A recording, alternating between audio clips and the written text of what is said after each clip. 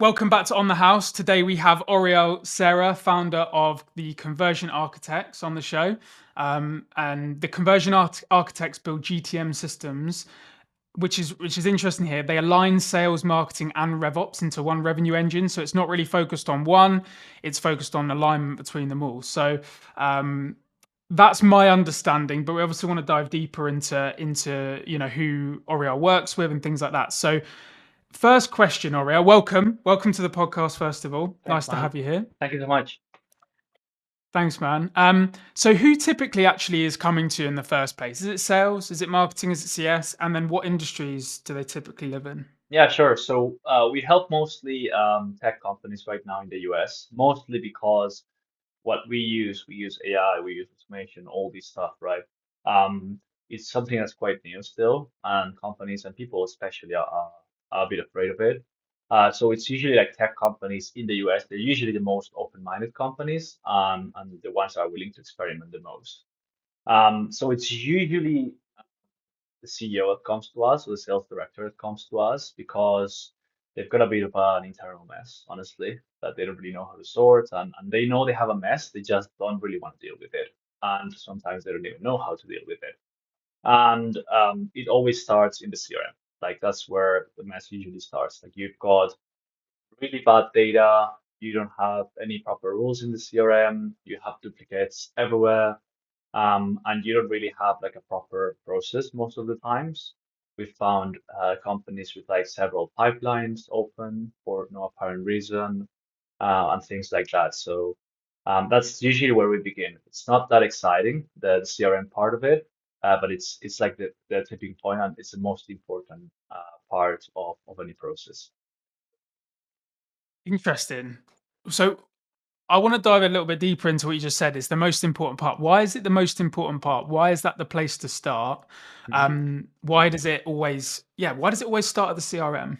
Yeah, sure. So we help revenue teams, right? We help them, in a nutshell, just be more efficient, make more money in less time, essentially. So what happens is the revenue in the revenue teams, there's a revenue process that gets followed, right? From data, basically, all the way to a client has joined the company, is now happy and is renewing with us, ideally, right? That's usually we do services, so like B2B services we help. So ideally, that's what's happening, right?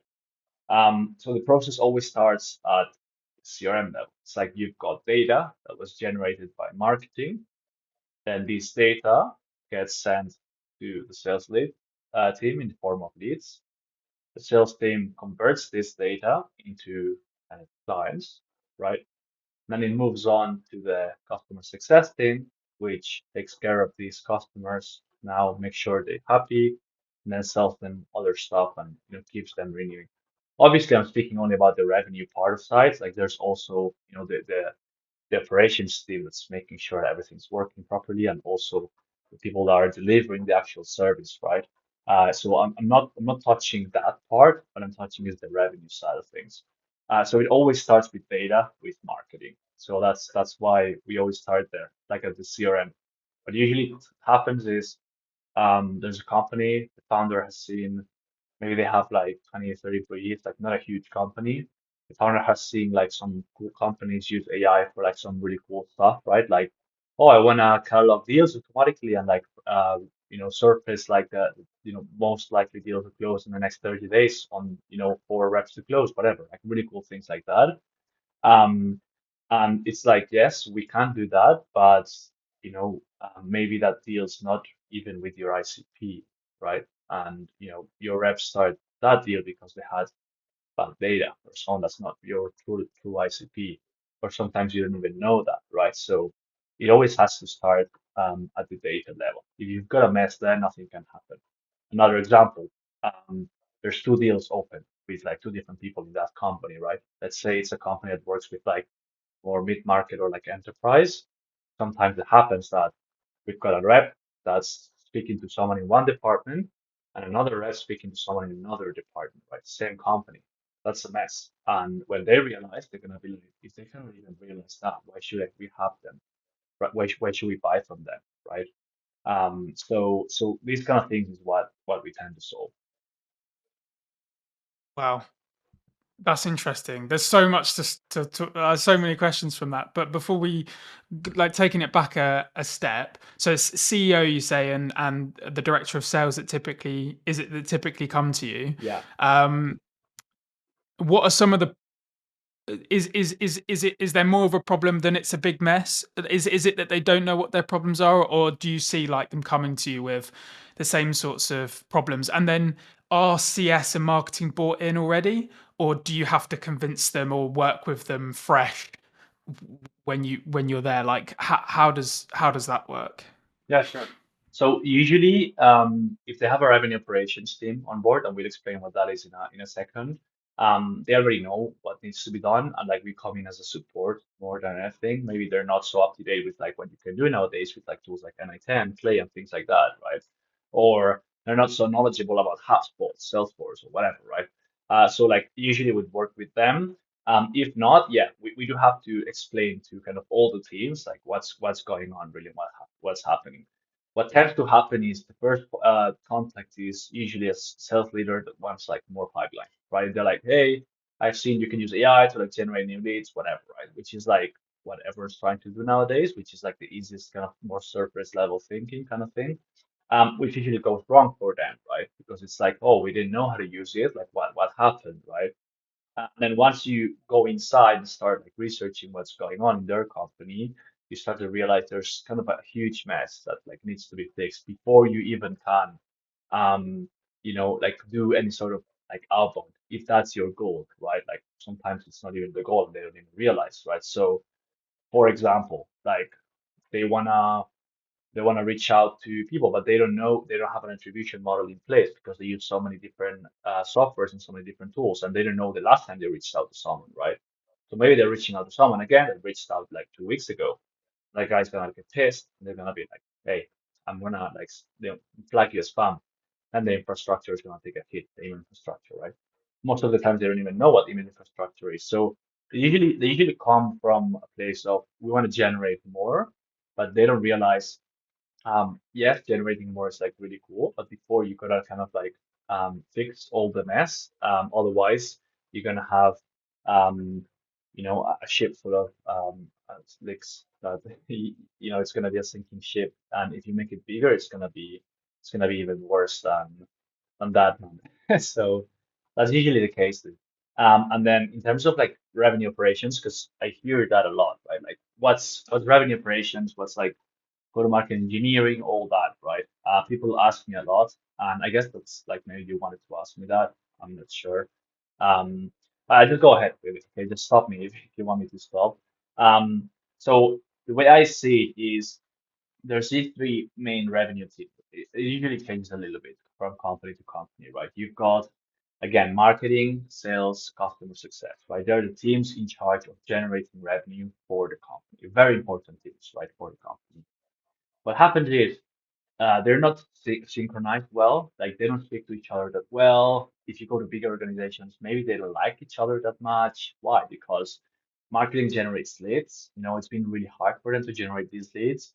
Then sales comes along and says, "Hey, these leads really suck. I cannot close anything." And marketing starts blaming sales because they're like, "Hey, these guys are really bad. They don't know how to close anything, and we are really making sure these are really good leads, right?" By the way, could have been as well that nobody really knows what their true ICP is, and they're kind of like speaking about different things. But then all this mess gets then landed into customer success, which I mean, good luck to them trying to renew potentially a customer and make sure that they're happy with their service, right? Because it's probably not aligned at all with like what they do in the first place. So that's kind of like one of the things that like a revenue operations team does, right? It's like building systems that keep the peace, along all these things, and that make each of these teams a lot more efficient, right? Ideally, automating most of the stuff that you don't need a human intervention for. So a lot of the human errors get reduced by a lot, right? So in a nutshell, that's like what revenue operations teams do. They just build systems that help revenue teams be more efficient, right? Then the figure of go-to-market engineer appears, some time ago, right? Clay tries to popularize it even more, and it's very smart in their part to be fair, because the more people speak about go-to-market engineering, the more Clay is going to be spoken about, because it's kind of like the tool for like this kind of thing right now. They position themselves like that, right? So super smart on their behalf. Um, and then everyone starts calling themselves a go-to-market engineer, right? It's like you've got outbound specialists saying, "Hey, I'm a go-to-market engineer. Like I can launch an outbound campaign, therefore I am this." But that is not the case, right? The way I see it is a go-to-market engineer is a role within the RevOps department. Again, everyone has different definitions for this. Within the RevOps department, and that person is in charge of the more of the experimental arm or branch of this RevOps department, right? So it's the first one that's going to try new things, a new AI model releases. So they've already tried it, tested, and all that, right? So it's the first guy in line to just like test new stuff. Once that is tested and it seems to be working, then they put it they call, like they say to the reps team, hey guys, this seems to be working, whatever. So they take it over, they take ownership of that new system, they improve it, they maintain it, right? So that's usually how I see it. Again, many different definitions for that. Not sure if you agree on that one, man.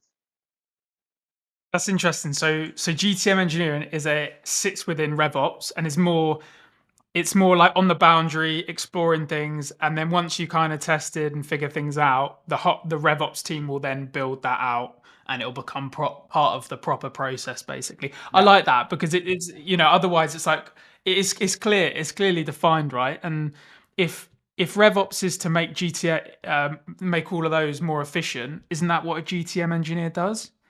So Yeah, yeah, so go-to-market, that technically that's what they do. Like they essentially do the same, but RevOps department, again, that's subjective. It's the way we see it. But the RevOps department owns kind of the systems that are already proven to work, maintains those systems, right?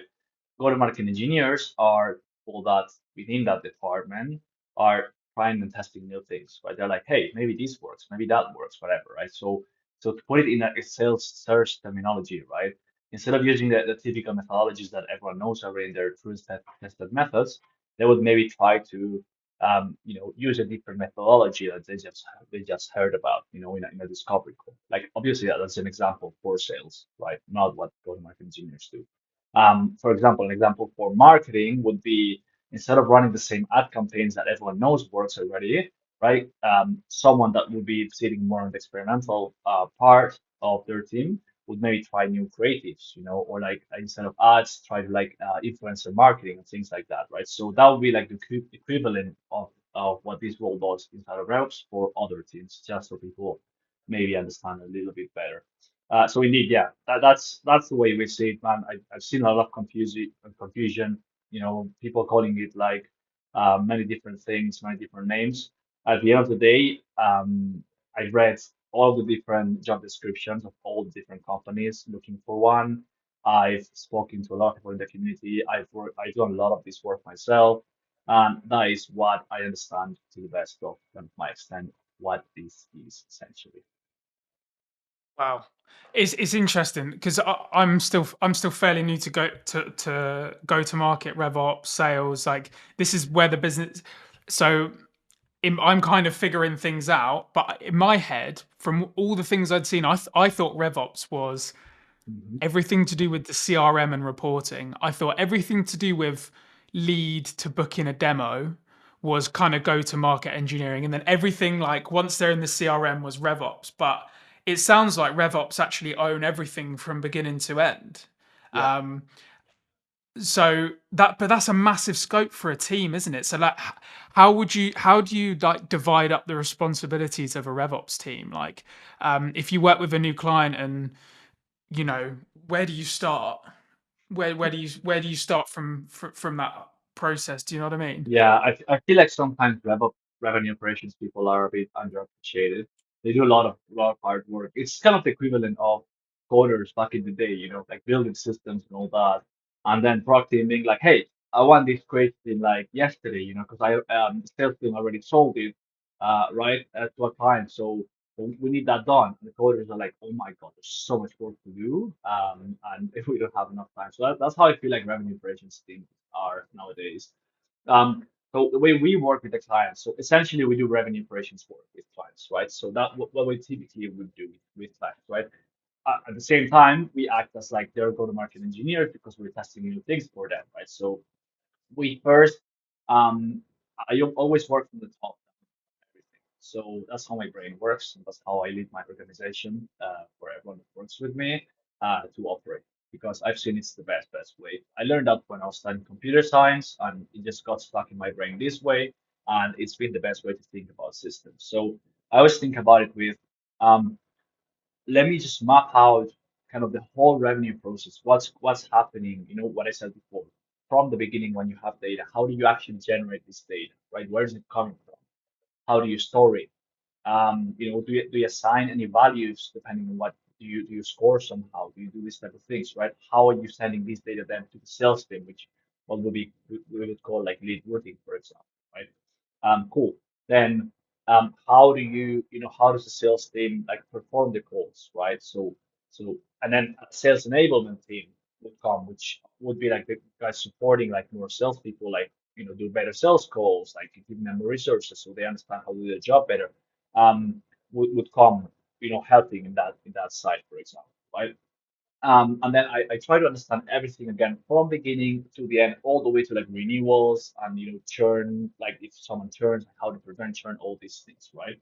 And I do that by messing with the client's CRM. Obviously, I have their full permission and asking a ton of questions, just being really annoying. Like, why is this like that? Like, but why? Can you explain why? A lot of the times they're like, we don't know. It was just like that, or someone left the company and we don't really know what happened here. Which is like, okay, that's fine. Like at least we know that we don't know that, right? So I usually create a flow chart of everything that's happening, right, from beginning to end, so we can quickly visualize everything. It's like, okay, this is how the process works now. From there, we figure out the inefficiencies, right? Most of the times they are very similar between time to time because that's why we have an ICP, right? That we know we help.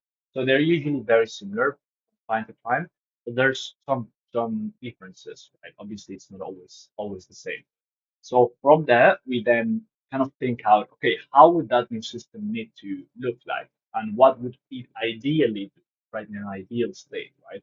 If I could have magic wand, what would I have it do, right?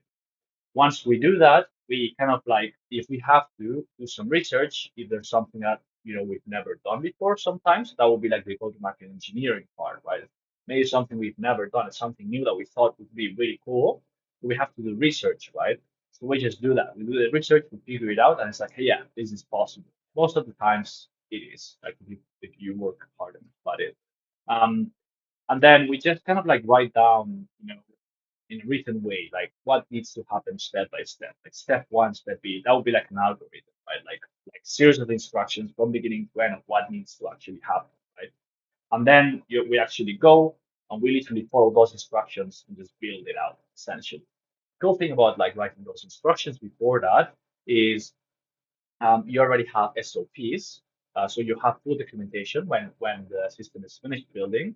Um, if someone else continues building, like if you're like working on it, then someone else comes that's not you and wants to help you with the work, continue their work. They already know exactly where you left off from last time, so it's not a mess. They have to figure it out for like 2 or 3 hours. They already know everything, and also, um, so it's like someone can take over. There's like full documentation. Yeah, if there's like any errors, whatever, right? You know exactly what you did step by step. So even you or someone else can go and figure it out and debug the whole system, right? I mean, if anyone's has been a coder in the past, they would probably understand. Like it's a mess when you have like just blocks of code with no explanation, no notes. It's just like a pure mess, right? So that's usually how we work. I know it might be a bit boring for people, and it sounds like a little bit boring, like this process. Right now, AI is not so advanced that can do all of this for you. You can work really well with it. We work every day with AI to help us a lot, like an assistant, but it cannot do this high level thinking. It can do parts of it, and then you can put it together, yes, but from beginning to end, it cannot do everything. The day it can do it all, it's gonna be an amazing day, but it's not here yet. Nice. That's so interesting. And so I find RevOps fascinating because I think like everyone's talking about GTM engineering, and yes, GTM engineering might sit, but no one's really talking about RevOps as much on. So I find this conversation fascinating. So um, when you say you write documentation, are you writing this for the client to help them, or are you working with them? And the other question, which is Mhm. unrelated, but I'm going to ask you a couple here, is are you allowing them to run their current system, which might be highly inefficient, and you're building your one in parallel? Or are you saying to them, let's stop doing what you're doing? We're probably going to have a dip in demos or bookings, but we're just going to build it right. How do you go about this process to ensure like they don't dip in performance as much, but you're able to build in this new system for them without your CRM being very messy and a million different tools, etc. Yeah, of course, man. To answer the first question, I write it for myself and for the clients. So I write it all for myself and for my team, like be able to build it. And then once we're finished and we've tested it works, we clean up what I call the cleanup phase. We clean up, we like review everything that we wrote down. We can review the whole system again. We get rid of impurities in a way, right? We clean up like little things that don't make sense, maybe a conditional one that doesn't make sense, kind of like a small logic statement that what made sense before but it's obsolete now, right? We clean up these things and also the documentation, so like the written part. It's just a Word document at the end of the day, right? Like it's just as boring as that. We make sure it's like super understandable at the same time as extremely granular. It needs to be extremely granular. It needs to be um, so specific that someone that just learned how to use, for example, Clay in the past like month would be able to replicate it. Like that's how specific it needs to be. Okay, so like as long as you know where the things are in the platform, you will be able to replicate this. It's bad because then sometimes the clients they don't have anyone trained right now. They need to train someone, or we need to help them train someone to take over what we do basically and be able to maintain those systems. And that's the best way for them to kind of work with it. Again, this is super important point. People think, as well, specifically with AI as well, that you can, first of all, they think it's a magic wand, you can do whatever you want with it. And second, they think as once it's built, that's it. Like it's forever, and it's going to maintain itself and all that, which is obviously a big fat lie. You always need people maintaining the system, making sure it doesn't, become obsolete, updating it, all that, right? It's really annoying, but it's totally worth it because it makes you a lot more money in the company, essentially, like a lot more. You can track that. Like the easiest way to track it is direct time involvement. Like, how much money do you pay each employee? How much time were they spending doing this task? How much time are they spending now? I mean, if it's half the time, you know how much money you saved. You can invest that money elsewhere. For example, more money for your ad campaigns, and you get more leads, you close more, etc. Right? So you make more money essentially. And then for your second question, you asked when do we kind of like tell them to just like stop what they're doing and then we have to build or build in parallel. Most of the times we build in parallel because it would be like a mess to stop everything um, because it's money that they stop making, even if it's not perfect or if it's not really efficient. At the end of the day, they have a running business, right? Like they are making some money, they're paying salaries, otherwise they would be broke by now, right? So we tend not to kind of stop things. We only consider stopping things if it was a huge mess, like a huge mess, like it's really, really hurting their business. And even in that case, I'll probably recommend to stop just like one part of their business, right? Just this specific motion. Or I don't know, just to put it in sales terms, if you just start cold calling and your cold calls are absolute garbage and it's really hurting your business and people are trying to sue you, I mean, you probably want to stop cold calling and continue doing everything else you're doing, right? But stop cold calling, seeing what's going on, right? But if the cold callers are doing more or less fine, but they're not doing amazingly, but they're doing okay. Like, why stop that? Just build something in parallel. Once a new process is live, just replace it with a new one. That's how we usually tend to do things. Interesting. And I do want to spend most of the time talking about RevOps because I think that's where a Mhm. lot of your specialty is. But I know you are very good at cold calling and you've done that in the past and you've taught it. What are your thoughts on outreach? And also, you build GTM systems as well. It's not just it's the full kind of beginning to end. So what are your thoughts on outreach for your? I mean, your clients. I guess B2B tech company service. They're targeting mid market enterprises. I imagine that they're the sorts of businesses there. Do you think cold calling is the primary channel and email and LinkedIn are more for like supplementation and little nudges and follow ups, but you know, cold calling is a driver? Because I keep listening to people at the moment. They're talking about email, but it's like they're just doing it at scale so they can get their 1% reply rate, and it doesn't feel like it's a good enough channel on its own. And what do you think about LinkedIn automation? Do you think that it should be kept manual?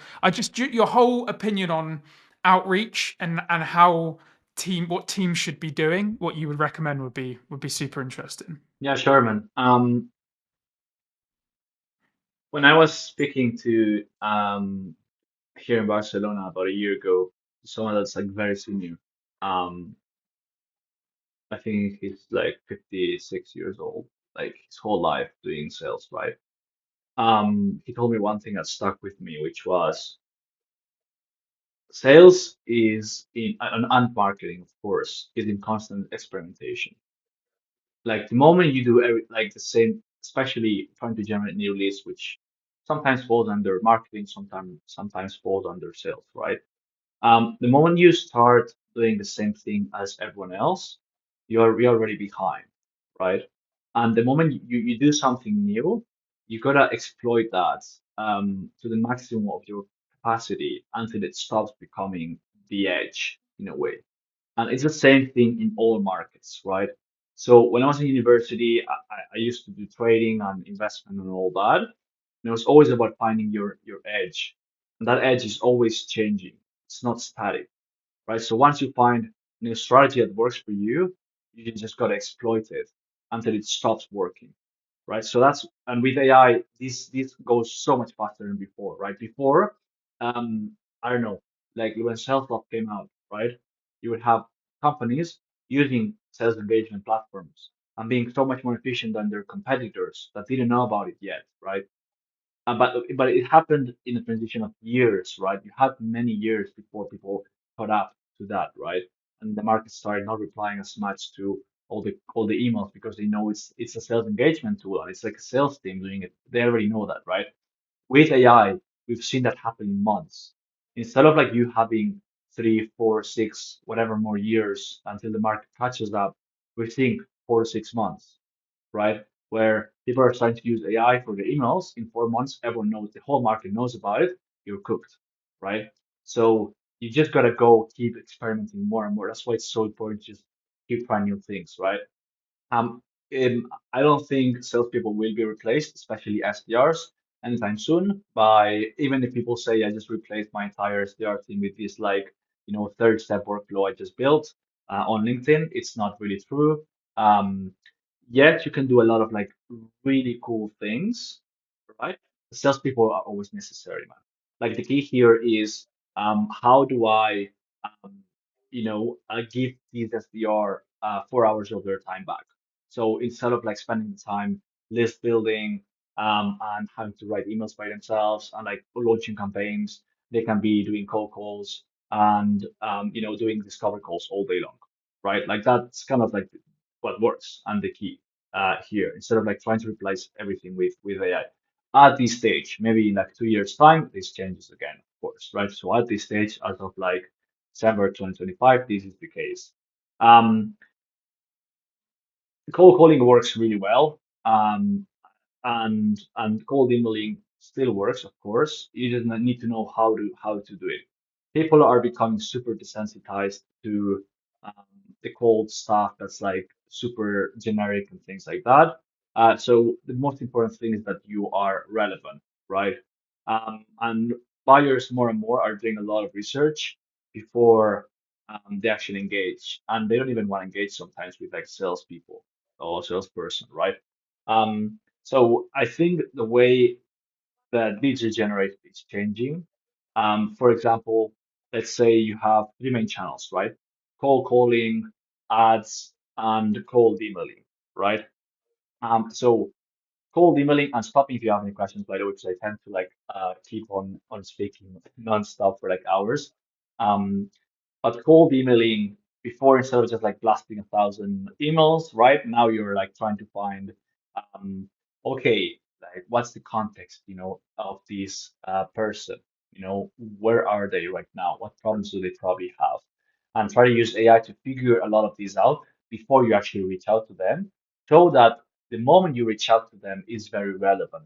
More than trying to figure out pieces of information about um, like things that you would mention on the email, it's more important to um, figure out when you have to reach them out, with your specific offer, right? So that's email.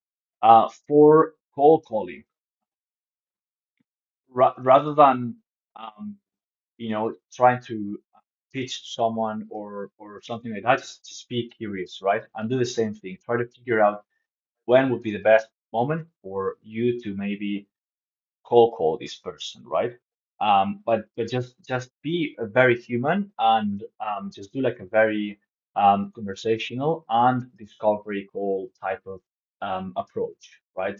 I mean, each topic would be for like a our discussion in and of itself, but just as a general thing. And then ads, right? Like ads, before you would have a team that's doing content and a team that's doing ads, right? So now it's just like kind of similar, the same team, right? So instead of you just trying new creatives and all that, you do a ton of organic content, Instagram, like you do like SEO blogs, whatever. You do like LinkedIn posts, you do like YouTube videos, things like that, right? And whatever works the best organically from that is what the market it seems to be reacting to. And you just use that for your ads, right? You boost that, with your ads. That's the best way because you already have a winning formula, right? And then if you create this content, this media, which should be like top priority for all companies, it fits into the three categories, right? So if you do a lot of content, right, and you have a cold caller calling someone, and they've seen you online, it's like, oh yeah, I've seen this guy, Oriol, on LinkedIn. I don't really like him, or I like him, or whatever, but they know who you are, right?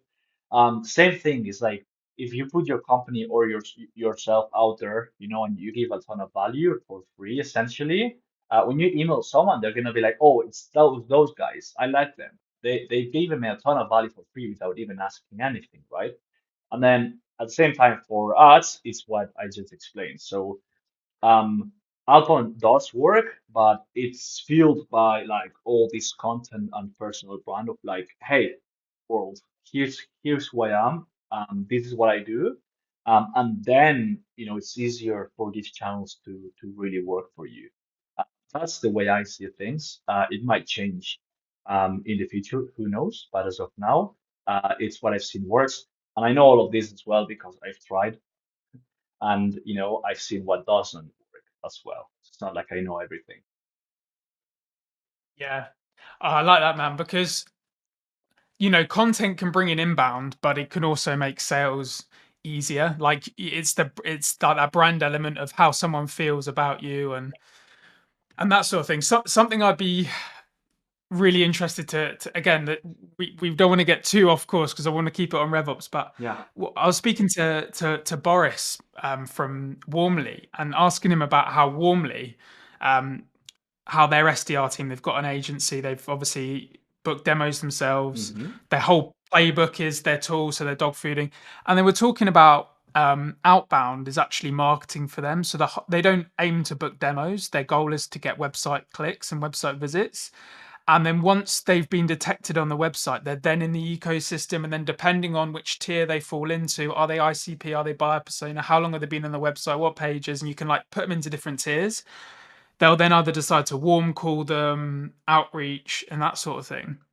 And what do you think about that? Do you think that outbound as marketing is better than outbound as sales, or do you think that there's still a role for outbound to be trying to book demos, trying to go straight for that?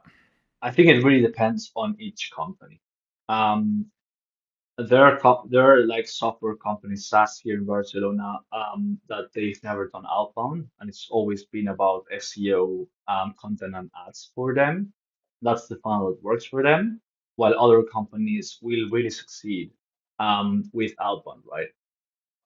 Like you cannot compare like a SaaS, for example, to um, like a professional services company selling to, let's say, electricians in the United States or the United Kingdom, right? Like the electrician is not gonna be, doing all this kind of like motion of like really checking the ad and then going through the website and all these things, right?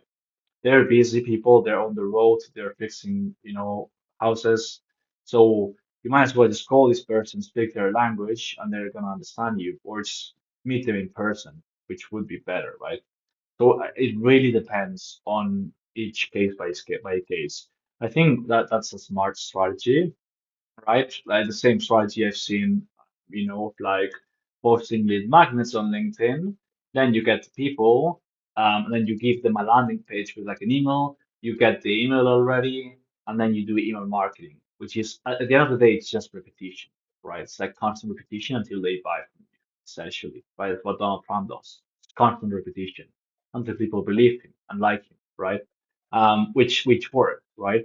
Um, I feel like a lot of especially new people in these like outbound sales in general, all that, they try to find the like latest clever tactic.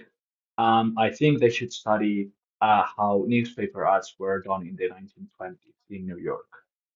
Mm, It's the same exact principles, same exact copywriting principles, same exact things. The only thing that changed is the platform and a little bit the way people kind of react and engage with it. But you still need, to grab people's attention, right? You still need these basic copywriting principles, basic self-persuasion principles. So I base myself and my strategies on that, and then I try different combinations with like what's available nowadays until I find what hits.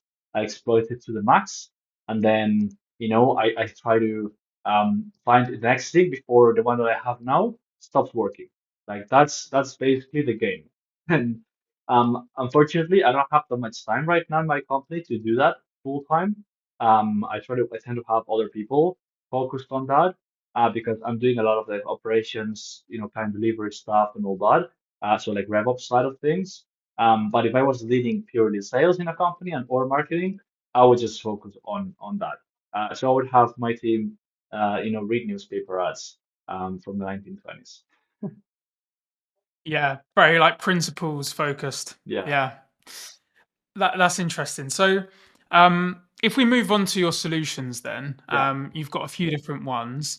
Let's start with your 5 week go to market blueprint. What does that look like? What are you doing each week with the customer, and then what do they hope to achieve from it? Yeah, sure. So I don't want to bore the audience too much. Essentially, what that is what I explained at the very beginning already, right? So we try to understand the whole revenue process. We try to map out the whole process if they don't have that yet, right? We figure out the inefficiencies and we write down everything that needs to be done, right? So without marketing terms, that's what it is, right? Why would someone buy that is very easy. Instead of like them trying to figure it out, first of all, um, how is their system working? Most of the times they don't even know that. But of course, they could figure it out. It's their company. People are not stupid. But then the most important thing is figuring out what would need the system to look like for it to be more efficient, or what needs to, be deleted, what needs to be added, whatever, right? Like, and what exact steps do you need to take to do that? That's what takes the most time, right? It's like you don't pay a plumber how much money you paid an hour, to just come for like 2 minutes and you pay 2 minutes of that. You pay all the expertise, the know-how of like knowing exactly what to do, what pressure to set the pipes and all that, right? So That's essentially what the blueprint is all about. It's just giving them kind of the blueprint, literally, to kind of be able to do it themselves. Some companies want to do it themselves. If a client gets a bigger package, like a market accelerator, which is 6 months, we always do that in the first phase. In the first phase, we always do that. So that's included, right? And then they'll have that information. They know exactly what we're going to be building with them. It's super transparent. It's like, hey, this is what we're building. This is why. Let us know if you have any questions. Otherwise, we just keep on building. Like we don't want to waste kind of any time here. I'm super interested in what you've just said because, and I would love your opinion Yeah. on what we did recently for someone because we're figuring this out as we go. We're being very open and honest about it. We are not experts yet, which is why we're compensating with just doing more. Kind of giving more time and energy and stuff. But so we had someone come on and we thought, right, we're going to allocate 2 weeks for discovery. So figuring out their entire process, their ICPs, they got website traffic, like how are we going to do all this thing, and we got even got to 3 weeks and we were changing their ICPs. They had 7, we were like narrowing it down to 2. Then 3 weeks in we're like, right, we need to kind of switch into implementation mode now. And then when we started doing that we realized, actually the TAM for just your top ICP is enough to get us going. We don't want to split.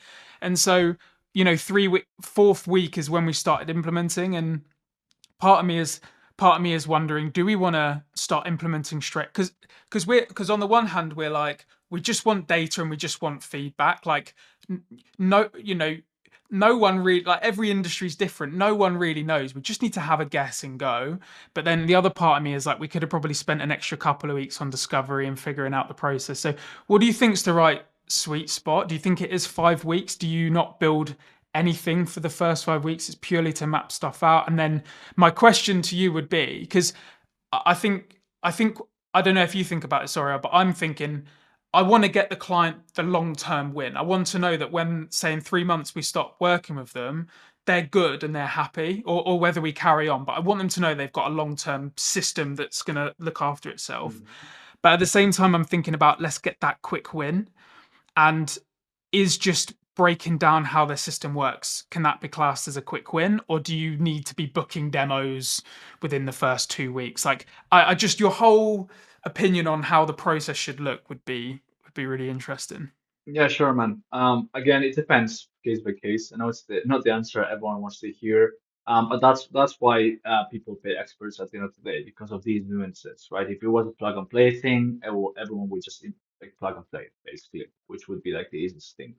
Um, so like it really depends, right? Like if you've got a company that already has all of their revenue processes documented, they have a revenue operations team, they're maintaining really cool systems, and they just need to figure out how to, I don't know, penetrate a new market, right?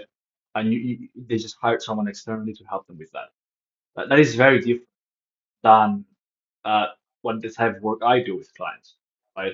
So like if it's a first case, I mean, you probably already have the ACP, it's been tested, they probably have really good data on the CRM. Maybe things can be improved, but like it's very decent. They're routing to reps, they're replying to like things fast. They just need like a new campaign spin up and launch fast. I wouldn't recommend staying 2 or 3 weeks in discovery. It's just a waste of time.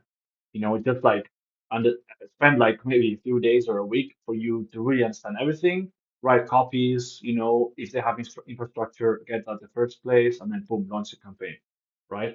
Um, Obviously, write a plan of what you're going to do if you get replies or if you don't, what you're going to do next, because you don't want to be caught in the middle of like an outbound campaign that's not working and you're panicking. You're like, oh, what should I do? Instead of just following the plan you stipulated before you got emotional about it, right? Um, so that's what I would do. It depends on the case by case and how complicated the situation is. Something we always do though is we ask clients what would be the 2 or 3 things you would like to have done within the first 2 weeks for you to consider this like already a win. We just ask people, right? Like what do they care about? Within all the system we have to build because it's gonna get messy. Obviously, you need a quick win. Like it's really important for people to feel like, hey, this is working, right? Like what are the 2, 3 things that they would consider like this is amazing? Then we get on a meeting, we tell them, hey, this is not doable at this stage. It's gonna be doable here. We can do something else here. For example, this part, we can do that like in a day if you want. This second part we can do in 2 weeks, yes, and this third part as well. And they're like, okay, cool, we like that, amazing, right? It's all about just communicating and setting expectations as well. Um, so that would be my recommendation for that. Yeah, that's interesting. And you've mentioned there about having, their ICPs defined, they validated, they tested, they've got a good working system. What if they haven't? Like, if they have got a whole bunch of ICPs, but they don't know which one's the priority. They've got a whole bunch of website traffic, but they don't really know how much value there is in there. Hmm. Do you think in those situations it's worth a longer discovery period um, Yeah, before jumping in? yeah, of course. Like you don't want to just like launch a campaign with any of the XCPs they have. They probably, in this case, they don't know who they're targeting. Like you need to figure out.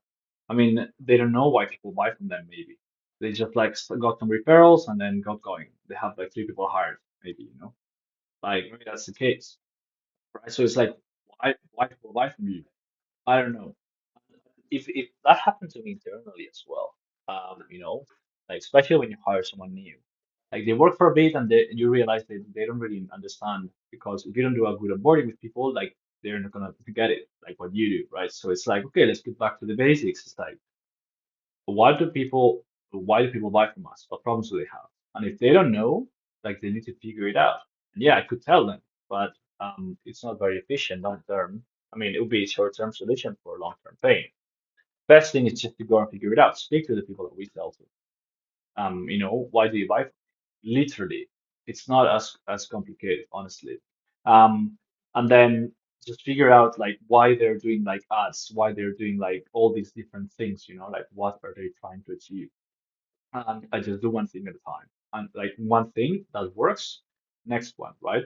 And if nothing's working, then it's like, okay, we're gonna try to make this work first, and then you write beforehand. We're gonna do this, and that.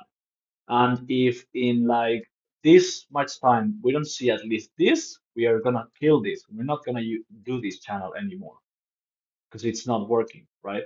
You stipulate all that beforehand, and that's your plan, right? So even if the client's with you or without you, they know what plan to follow. Like that's very important. It's like having a map and a compass. Like you need to know where you're going before you can actually get started, right?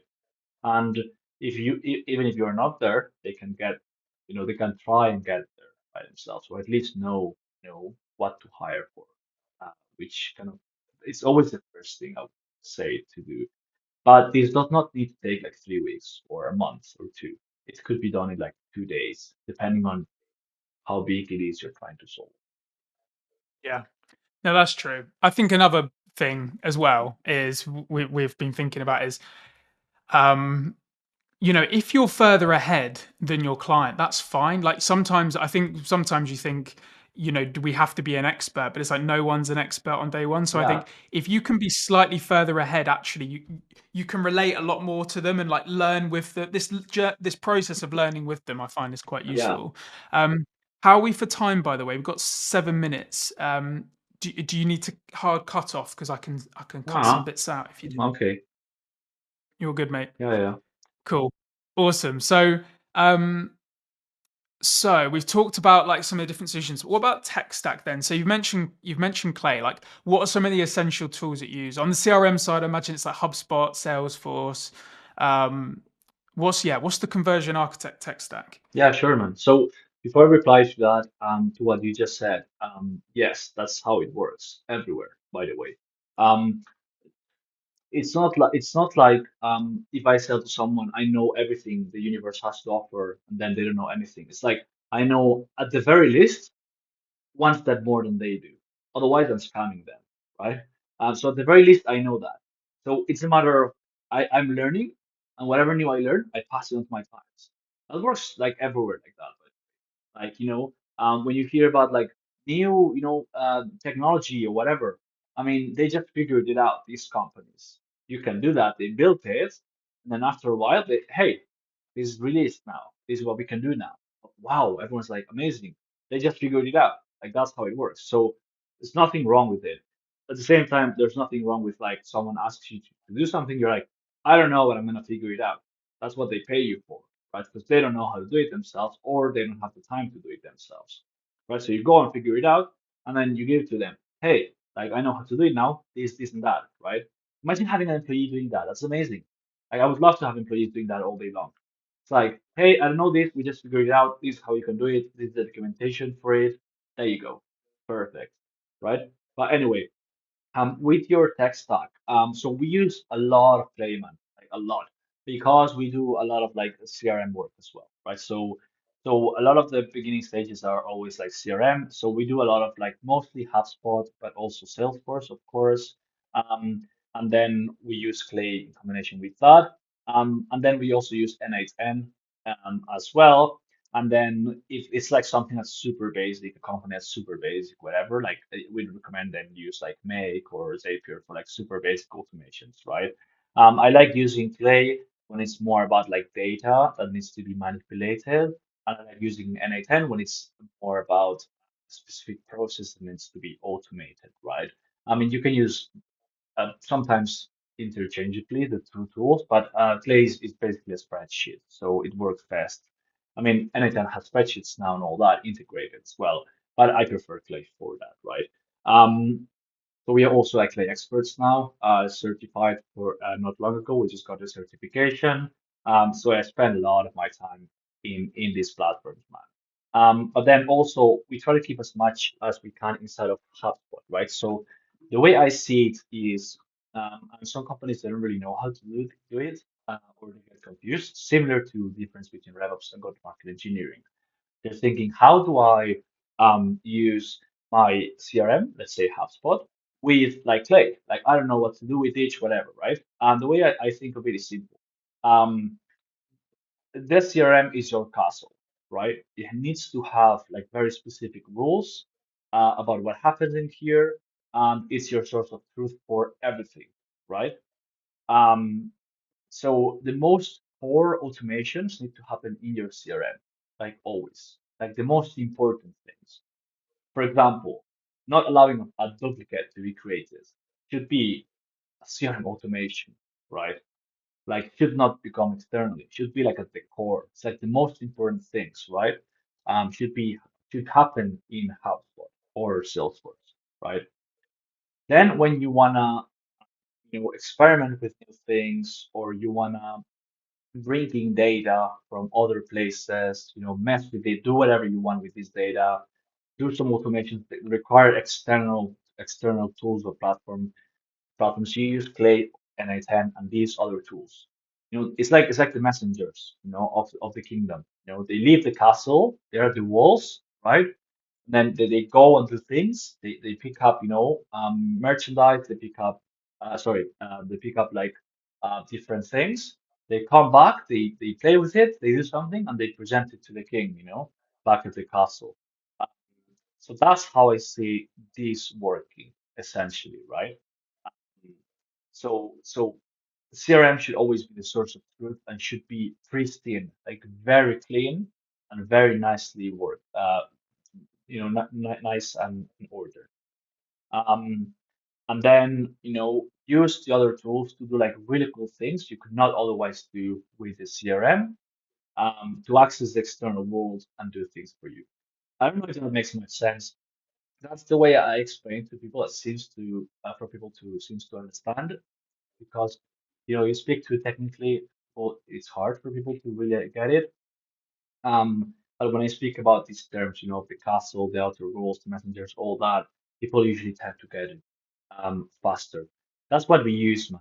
And of course, then in terms of tech stack, I mean, we use LinkedIn, we use ClickUp, for projects for clients. We use Notion for like all the notes and like documentation and things like that as well. Nice. I got a question then. So the CRM is the castle. I like that analogy. It's the single source of truth. How should um new leads, how should we be interacting with the CRM? So the first thing I can think of is, say we identify a lead on the website. We want to check if that lead is already in the CRM. So how do we do that? Or maybe we've got a cold outreach list. How do we double check, and so we're not reaching out to someone who's already being prospected or is not a client? And then on the other side is, when it comes to routing, you've got maybe tier ones go to one sequence and it's manual email, manual cold calls, tier two somewhere else, tier threes to instantly. How should that we then be? Should that be a manual ad? So instantly, there's a whole bunch of positive replies. If it's a positive reply, they manually add it to this to HubSpot, or Yeah. should we be automate? So just understanding what automations, what should be manual when we're reaching out to leads. Yeah. Yeah. Yeah, sure, man. So you asked the first question, which is you're building a lead list and you want to see if it's already in HubSpot, all that. So it'd be the equivalent of like a kind of like a messenger arriving to the castle walls and being like, "Hey, I found this new herb, you know. Do you already have it in the castle for the king?" Um, right? And then the kind of messenger goes quickly and then asks the guards, "Hey, do you guys have this?" And they're like, "Yeah, we have this. We don't want it. Cool. Right? Or we have it, but it's not updated. It's like we need this is the freshest herb, you know. We'll keep it and replace it with the one we have, right?" Um, so that happens in Clay, right? That kind of stuff happens in Clay, and we talk to the customer via APIs, right? Usually happens in Clay before you do anything. And then the other example you asked me, if you build lists, I usually tend don't add them to the CRM until after you kind of like scored them and make sure, hey, is this an ICP? Is this someone that's worthy of entering the castle, right? If so, then the same. Hey, do you already have these herb? Do you already have these people in your court? No, here you go. They're already pre-vetted, right? And then obviously having the castle guards checking them again, which would be the half-code automations and the checks, right? It's like even if I trust the wall guards, right, like Clay, I'm just gonna check just in case again. So even if I trust, for example, Clay that has told me and checked via API, this lead does not exist, right? Have like a non-duplicate rule in HubSpot anyway, just in case. Right? It tries to create it and it's really easy to duplicate, right? Obviously, it's never perfect. Sometimes you get things through the cracks, but that's why you have them, systems that like kind of do a whole sweep, of like the CRM, check like these kind of impurities, essentially, right? Um, so that's how I would build lists, and then like move them on to the CRM, but always then keep it in the CRM. Like everything you build should be in the CRM with like the exact dates of when you sent a lead to like a campaign, which platform did you use, why did you send it to that campaign? See, that's what attribution is. So then you can come and be like, hey, um, we we send like 5,000 leads, we can see that in HubSpot or Salesforce directly to this specific campaign. We got this much sales from it, like this many sales, like we got this much money specifically from the moment we did that until we got the sales. It was like 2 months. So we know the sales cycle was around 2 months. This is great. We want to do more of it, right? But what's happening as well is you have a lot of people, companies doing a bunch of different things, and they're not putting back everything into the CRM, which is a huge problem because you cannot create reports, in the CRM. You don't know what's worked or what hasn't. Maybe you can go to instantly, right, or sell smartly and be like, hey, yeah, this campaign seemed to be working, but how do you tie it up then to the sales process? You know, how do you relate like, hey, we got these many positive replies to we got an increase of like 3% of revenue, for like Q2 whatever. You need to be able to have a continuity. That's what an attribution model is. Before you never needed that because everything was in the same platform, right? Or platforms would natively talk to each other, right? You would have Salesloft integrating with HubSpot, putting everything in HubSpot. Salesloft being able and Gong being able to create reports, and you can put that into HubSpot and Salesforce, right? Now there's so many little tools that maybe a team in India kind of like vibe codes, right? Which is there's nothing wrong with that, by the way. It's really cool. But they don't have a really cool like native integration with like the CRM, or it doesn't work really well, So that's why we have to build this kind of attribution model. So these little things are things that, become a snowball, right? A huge thing that make everything so inefficient. which again is kind of like what we fix. I don't know if that makes much sense, man, but let me know if you have any questions. Mate, it's super interesting. It's really interesting. And it comes back to the CRM being kind of the single source of truth. We have to keep on checking with the people in the castle and making sure, put in like, do you want this herb? Do you not want this herb? And you got to keep it constantly up to date. So my next question for you then is, Hmm. if you're a solo salesperson, a CRM becomes quite simple because you can just have your view and you can move them through the stages. But what do you do when you have a team of 5 SDRs, a couple of AEs, a sales leader? Um, are you putting it into the same table? Do you have different lists? Do all the lists feed into the master list? How should you be organizing for, say, a 10-person sales team? Yeah, sure. The first thing we always do is the view that you have in HubSpot for like contacts, companies, whatever you have, we lock them. We always lock them. So, it's always the same. It's like a different view for like the revenue operations team than it is for the leadership team and it is for the sales team, right? They care about different things. They want to see different things. When they go into a contact, salespeople, they don't care about what date, this lead was sent.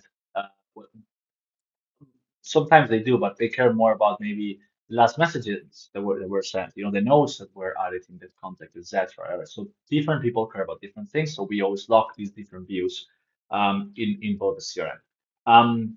That's like the important thing to do, right? And then to build lists. I don't think that individual contributors, so in example, SDRs or AEs, should be doing that, right? That's one of the cool things that you have with AI nowadays.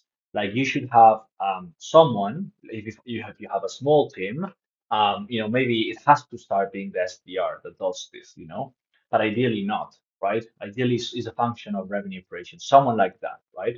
Um, some companies these falls into marketing and they have what's called like a list builder or a context builder or whatever, right? But ideally, you have a defined ICP and then you set up a system that uses different scrapers to scrape periodically, automatically information from the web, right? And constantly updates it, right? And then constantly scoring it with the up-to-date information, right? It's constantly, and then with the scores, it routes it to the best rep, right? And it does that for new lists for outbound as well as like people that come inbound, right? Like you set up a system that automatically um, checks who's the inbound, flags out probably like fake, like web submissions. Um, then researches the website already, researches maybe sometimes 401ks, if it's a public company, big company that's reaching out to you, does a lot of these things that reps would typically have to do, right? Then presents it neat and tidy and neatly as a note, on the CRM and then routes it to the specific rep and then sends a message on Slack to the rep. And it's like that happens within 20 seconds from the moment a lead submits the form until your rep gets a Slack notification of like, hey, you have a new lead. This lead's coming from this company. This has happened lately. They probably are going to be interested in this, but you should ask them that other thing. That's how you leverage AI properly, to become a lot more efficient.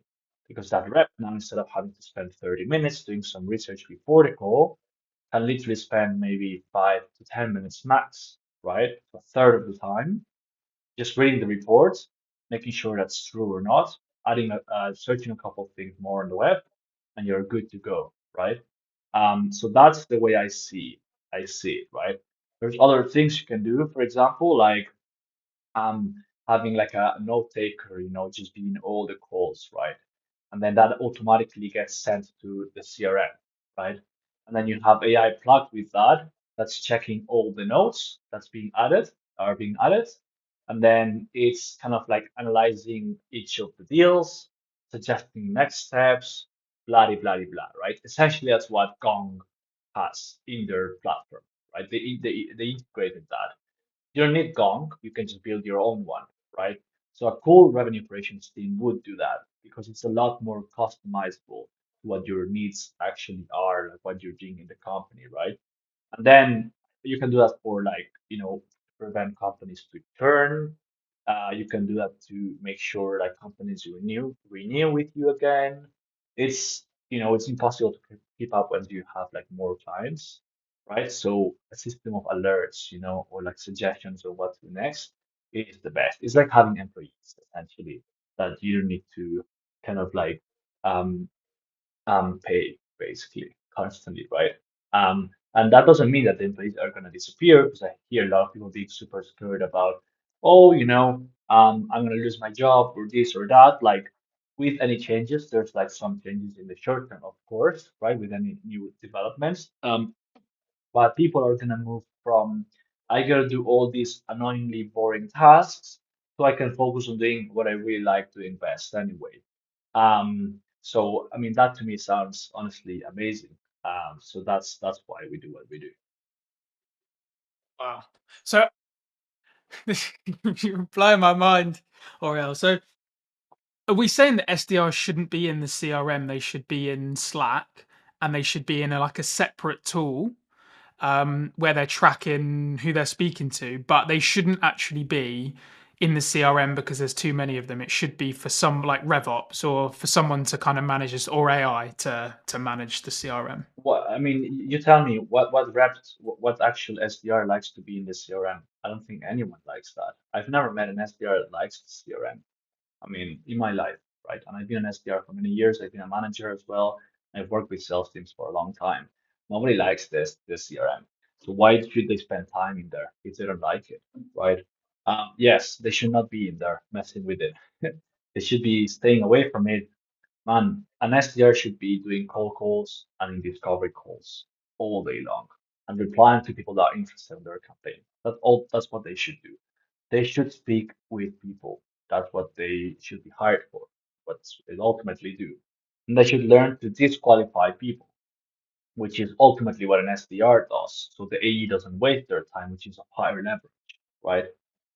AE should do exactly the same thing, right? But instead of just focusing on disqualifying people, obviously trying to disqualify a bit more, but then focusing on helping someone with their solution, right? And then they create a sale, right? In an ideal world, that happens. Obviously, it's a lot more messy than that, but that's kind of the perfection we strive to go towards with companies. So these are all the little things that I don't feel like people are to fully understand yet, and especially sales leaders, founders, CEOs that are over 40, 50, 60 years old, right? Not because they're stupid, because they're not at all. It's because it's something that's so new that people that are in their 20s sometimes they don't know how it works and how to make it work, right? Um, so they tend to come and try to dabble with it with let's do a new campaign. Let's get some leads, right? Because that's the way in their mind that this could help them. In my opinion, that's not the best way to go about it. Like obviously, if you know what you're doing with that, um, yes, you can help a company a lot, with that. But especially once you go to bigger companies, right? So we have smaller companies still, right? Like 1 or 3 million ARR, whatever, right? But the more upmarket you go, I mean, we're helping smaller companies right now because we're a small team. That's the whole reason. Once we grow, we're going to help bigger companies. Once you go up market, this becomes more important, right? So being able to route the leads, faster means money, a lot more money for bigger companies, right? And it's all these little things that add up to millions in lost revenue at the end of the year. Yeah, yeah, because it's like they've got a lot of other things dialed in. I was saying this to someone else when you're working with an early stage startup. They just expect you to do everything, like fix their ICP, validate, Yeah, do outbound, do all their systems, CRM, like marketing. So, but with a bigger company, little tweak, boom, millions. yeah, So yeah, super interesting. Let's finish off then, because I don't want to take too much more of your time. But let's finish off with a quick fire round. yeah. Fine. Who do you look up to in first question? Who do you look up to in sales tech and go to market? In sales technology and go to market, um, I don't know, outbound, how to run good campaigns, probably Eric. Nobody knows how to pronounce his surname, so if he's listening to this, he put out like a way to and just to learn that. But yeah, you know who I'm talking about. Eric's really good. He shares a lot of like what he knows, and I really like that. But he learns something, he shares it. That's what I was just saying before. You learn something, you share it. That's what it's all about. So I look up to, Documenting. yeah, Yeah. exactly. So that's someone I look up to that I can learn from. Nice. What are your goals for 2026? You mentioned you've got a small team. Where are you hoping to get to as a business? Yeah, sure. 2026, man. We've been focusing 2025 in like really making sure that we have a service that's worth renewing for. And now we got that.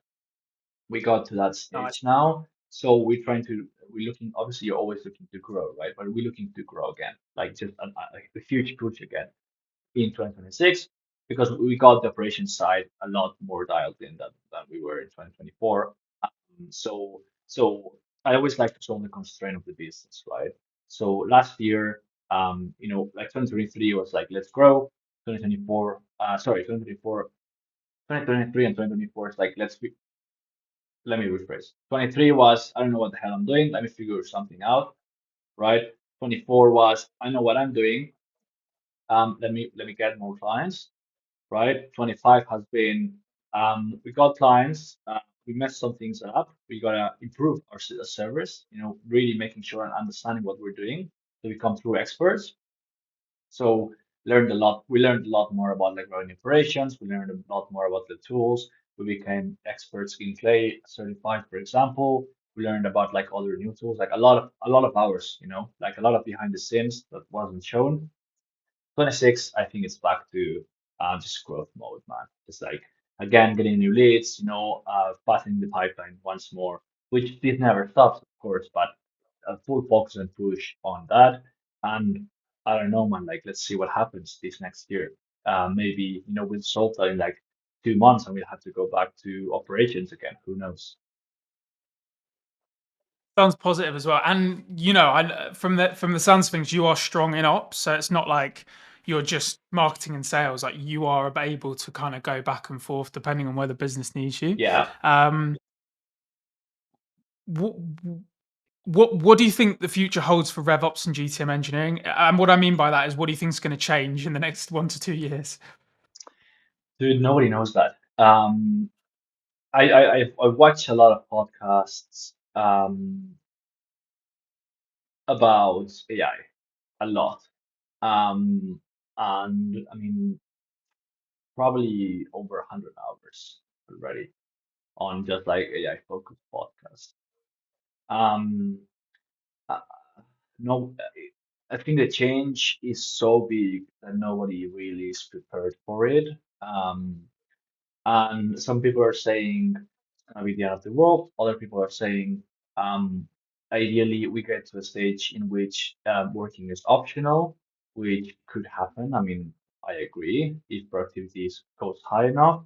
But at the end of the day as well, they sold social media as something that was like amazing, and look what happened with it. Some good things, some bad things, some in between things. So it might probably just be with that. One thing I'm more certain about because who knows what's going to happen, 2, 3 plus years. But in the short term, like in the next months or like years, so it's gonna be um, people moving from thing to thing of what they think is like the bomb, like the amazing thing that they should do, right? Um, so it moved from this last year. We saw a lot of like AI with emails, right? Like outbound AI of that. Now everyone's talking about agentic solutions, right? Like, hey, I made this amazing, N8N thing that's super advanced, but like replaces the entire SDR team, right? So let's see what's the next thing, right? It's just the boom and bust kind of little cycles that happen. The cool thing is really learning from each of them, not getting too carried away by each of them, right? And implementing things that work. But for sure, people are going to be working less on stupid stuff or like really boring stuff and more on connecting with other humans, which is what we need, right? Speaking with people, learning how to communicate, in-person events. A lot of these things are going to happen more and more, I believe. So that's where I'm putting my chips in.